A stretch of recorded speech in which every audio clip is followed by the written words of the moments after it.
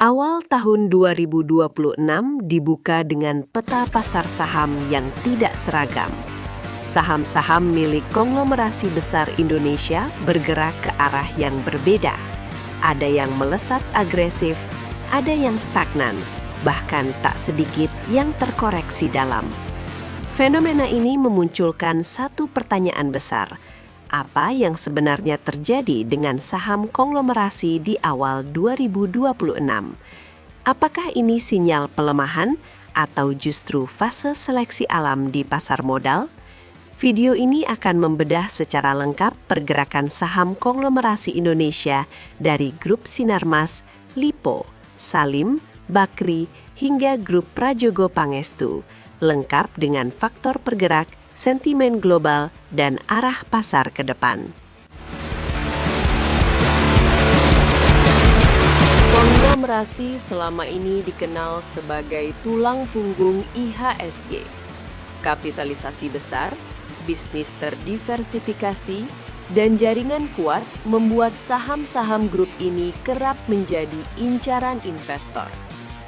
Namun memasuki 2026, pasar tidak lagi melihat nama besar semata. Pergerakan saham konglomerasi dipengaruhi oleh rotasi sektor, sentimen global, kualitas laba, hingga valuasi. Akibatnya, performa saham konglomerasi terlihat sangat beragam sejak awal tahun. Grup Sinarmas menjadi salah satu konglomerasi dengan performa paling konsisten di awal 2026. Saham Dian Swastatika Sentosa (DSSA) menguat 7,36% year to date ke level Rp105.700. Sementara Sinarmas Agro Resources (SMAR) mencatat kenaikan signifikan 19,47% ke 5.675. Tak hanya itu, sektor pulp and paper juga mencatat performa solid. Ciwi Kimia (TKIM) naik 12,97% dan Indah Kiat (INKP) melonjak 20,80% sejak awal tahun. Kinerja ini mencerminkan kuatnya fundamental dan sentimen positif di sektor berbasis komoditas dan industri dasar. Lonjakan tajam juga terjadi pada saham-saham grup Lipo. Lipo Karawaci (LPKR) melonjak 50,59% ke level Rp128. Sementara Lipo Cikarang (LPCK) naik 36,97% ke Rp815. Tak ketinggalan, saham retail Matahari Putra Prima (MPPA) ikut menguat 11,48%. Penguatan ini tak lepas dari sentimen pemulihan konsumsi, perbaikan sektor properti, serta ekspektasi monetisasi aset.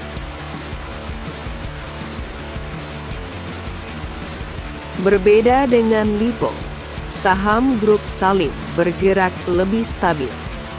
Indofood Sukses Makmur (INDF) naik 1,12% dan Indofood CBP (ICBP) menguat 3,10%. Sektor sawit grup Salim juga mencatat pertumbuhan positif. SIM naik 6,14%. dan LSIP menguat 1,26%.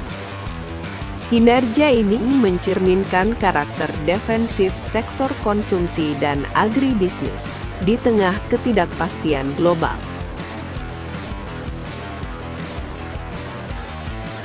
Sementara, saham-saham yang terafiliasi dengan Prajogo Pangestu justru mengalami tekanan.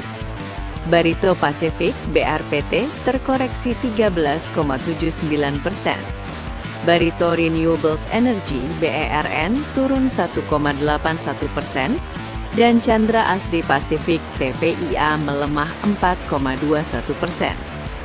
Saham Chandra Daya Investasi (CDIA) bahkan anjlok 13,70%. Sementara Petrindo Jaya Kreasi atau Cuan malah longsor hingga 26% sejak awal tahun ini. Koreksi ini terjadi setelah rally agresif sepanjang 2025 memicu aksi profit taking. Adapun performa grup Bakri menunjukkan wajah yang kontras. Saham Bumi, Dewa, dan ENRG mengalami penurunan. Namun BRMS justru menguat 4,24%, didorong sentimen positif harga emas. Sementara Bakri and Brothers, BNBR, melonjak 35,25%, dan VKTR Teknologi Mobilitas VKTR naik 20,71%.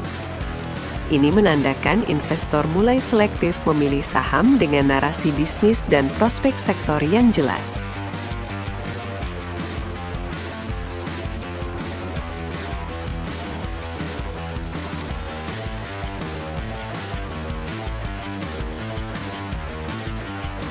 Pengamat pasar modal Hans Kueh menilai perbedaan kinerja ini dipicu rotasi sektor dan sentimen komoditas global.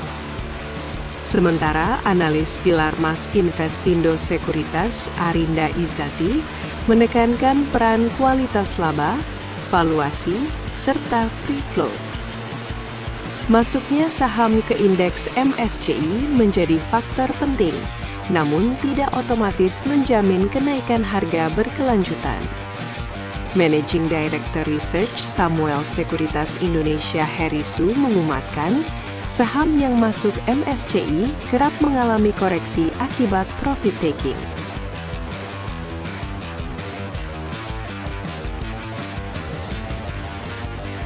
Intinya, sepanjang 3 pekan pertama 2026, saham konglomerasi tetap menarik. Namun pasar kini lebih rasional, lebih selektif, dan berbasis fundamental. Sektor defensif, konsumsi, energi terintegrasi, dan infrastruktur diprediksi tetap menjadi fokus investor. Di tengah ketidakpastian global, strategi terbaik bukan mengejar euforia, melainkan memahami siklus dan kualitas bisnis.